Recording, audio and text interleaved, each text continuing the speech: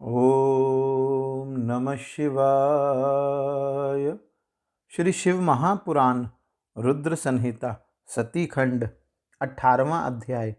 नारद जी बोले, जब आप भगवान रुद्र के पास गए तब क्या चरित्र हुआ? हे तात, कौन सी बात हुई और शिवजी ने स्वयं क्या किया? ब्रह्मा जी बोले, हे नारद, तदंतर मैं हिमालय पर्वत के कैलाश शिखर पर रहने वाले परमेश्वर महादेव शिवजी को लाने के लिए प्रसन्नतापूर्वक उनके समीप गया। वृषभध्वज शिवजी मुझ लोककर्ता को आते हुए देखकर अपने मन में सती की प्राप्ति के विषय में बार बार संशय करने लगे। तत्पश्चात शिवजी प्रीतिपूर्वक अपनी लीला से और सती की भक्ति से लोक गति का आश्रय लेकर सामान्य मनुष्य के समान मुझसे शीघ्र कहने लगे। ईश्वर बोले, हे सूर्यश्रेष्ठ, आपके पुत्र दक्ष प्रजापति ने सती को मुझे प्रदान करने के विषय में क्या किया? आप मुझसे कहिए, जिससे काम के कारण मेरा हृदय विदीर्ण ना हो जाए। हे सूर्यश्रेष्ठ, किसी अन्य प्राणधारिणी कामिनी को छोड़कर केवल सती की ओर दौड़ता हुआ यह वियोग मुझे अत्यंत पीड़ित कर रहा है। हे ब्रह्मन, मैं सदा सती सती ऐसा कहता हुआ कार्यों को करता हूँ। उस सती के पास जाकर आप मेरी व्यथा को कहें। वह सती मुझसे अभिन्न है। हे विधे, अतः उसकी प्राप्ति के लिए आप यत्न कीजिए अथवा सती की प्राप्ति के निमित्त उपाय बताइए, जिसे मैं शीघ्र ही करूं। ब्रह्मा जी बोले, हे नारद मुने, रुद्र के द्वारा कहे गए लोकाचार युक्त वचन को सुनकर उन्हें सांत्वना देते हुए मैं कहने लगा। ब्रह्मा जी बोले, हे वृषभध्वज, सती के लिए मेरे पुत्र दक्ष ने जो बात कही है उसे सुनिए, और जिस कार्य को आप अपने लिए असाध्य मान रहे हैं उसे सिद्ध हुआ समझिए। दक्ष ने मुझसे कहा है कि हे ब्रह्मन, मैं अपनी पुत्री भगवान शिव के हाथों में ही दूंगा, क्योंकि उन्हीं के लिए यह उत्पन्न हुई है। यह कार्य मुझे स्वयं अभिष्ट है, फिर आपके भी कहने से इसका महत्व तो और बढ़ गया है। मेरी पुत्री ने स्वयं इसी उद्देश्य से भगवान शिव की पूजा की थी, और इस समय शिवजी भी इसी विषय में पूछताछ कर रहे हैं। इसलिए मुझे अपनी कन्या शिवजी के हाथ में अवश्य देनी है।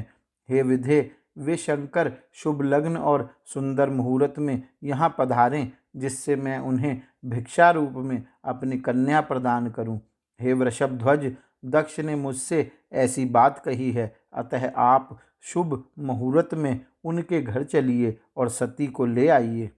ब्रह्मा जी बोले, हे मुने, मेरी यह बात सुनकर भक्तवत्सल भगवान रुद्र लौकिक गति का आश्रय लेकर हंसते हुए मुझसे कहने लगे। रुद्र बोले, जगत की रचना करने वाले हे ब्रह्मन, मैं आपके और नारद के साथ ही दक्ष के घर चलूँगा। अतः आप नारद का स्मरण करें और अपने मरीचि आदि मानस पुत्रों का भी स्मरण करें। हे विधे, मैं अपने गणों सहित उन सब के साथ दक्ष के घर चलूँगा। ब्रह्मा जी बोले, हे नारद, लोकाचार के निर्वाह में लगे हुए भगवान शिव जी के इस प्रकार आज्ञा देने पर मैंने आप नारद का और मरीचि आदि पुत्रों का स्मरण किया। तब मेरे स्मरण करते ही आपके साथ मेरे सभी मानस पुत्र प्रसन्न होकर आदरपूर्वक शीघ्र ही वहाँ उपस्थित हो गए। भगवान रुद्र के स्मरण करने पर शिव भक्तों में श्रेष्ठ वे विष्णु भी अपने सैनिकों तथा कमला लक्ष्मी के साथ गरुड़ पर आरूढ़ हो तुरंत ही वहां आ गए। तदंतर चैत्र शुक्ल पक्ष त्रयोदशी में रविवार को पूर्वा फागुन नक्षत्र में उन महेश्वर ने विवाह के लिए यात्रा की। ब्रह्मा विष्णु आदि सभी देवताओं और ऋषियों के साथ मार्ग में चलते हुए वे शिवजी बहुत शोभा पा रहे थे। वहां जाते हुए देवताओं, मुनियों तथा आनंद मग्न मन वाले प्रमथ गणों का मार्ग में महान उत्सव हो रहा था। शिवजी की इच्छा से गज, वृषभ, व्याघ्र, सर्प, जटा और चंद्रकला ये सब उनके लिए यथा योग्य आभूषण बन गए। तदंतर वेग से चलने वाले बलिवर्द बैल पर आरूढ़ हुए महादेव जी विष्णु आदि को साथ लिए क्षण भर में प्रसन्नता पूर्वक दक्ष के घर जा पहुँचे। तब हर्ष के कारण रोमांचित और विनीत चित्त वाले दक्ष समस्त आत्मीय जनों के साथ भगवान शिव की अगवानी के लिए उनके सामने आए। दक्ष ने वहां समस्त देवताओं का सत्कार किया। वे सब लोग सूर्यश्रेष्ठ शिव जी को बिठाकर उनके पार्श्व भाग में स्वयं भी मुनियों के साथ यथाक्रम बैठ गए। इसके पश्चात दक्ष मुनियों सहित समस्त देवताओं तथा गणों को साथ लेकर भगवान शिव को घर के भीतर ले गए। उस समय दक्ष ने प्रसन्नचित्त होकर उत्तम आसन देकर स्वयं ही विधि पूर्वक सर्वेश्वर शिवजी का पूजन किया। तत्पश्चात उन्होंने विष्णु का, मेरा, ब्राह्मणों का, देवताओं का और समस्त शिवगणों का भी यथोचित विधि से उत्तम भक्ति भाव के साथ पूजन किया।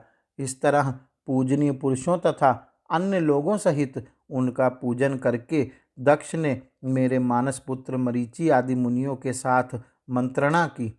इसके बाद मेरे पुत्र दक्ष ने मुझ पिता को प्रणाम करके प्रसन्नता पूर्वक कहा, विभो, आप ही वैवाहिक कार्य कराएं। तब मैं प्रसन्न मन से बहुत अच्छा ऐसा कहकर उठ करके वह समस्त कार्य करने लगा। तदंतर दक्ष ने ग्रहों के बल से युक्त शुभ लग्न और मुहूर्त में हर्षपूर्वक शिवजी को अपनी पुत्री सती प्रदान कर दी। उन शिवजी ने भी उस समय हर्षित होकर सुंदर शरीर वाली दक्ष पुत्री का वैवाहिक विधि से पाणी ग्रहण किया। उस समय मैंने, श्री हरि विष्णु ने, आपने, अन्य मुनियों ने, देवताओं ने और प्रमथ गणों ने भगवान शिवजी को प्रणाम किया और अनेक प्रकार की स्तुतियों द्वारा उन्हें संतुष्ट किया। उस समय नाच गाने के साथ महान उत्सव हुआ और समस्त देवता तथा मुनिगण परम आनंदित हुए। इस प्रकार मेरे पुत्र दक्ष शिवजी को पुत्री प्रदान करके कृतार्थ हो गए।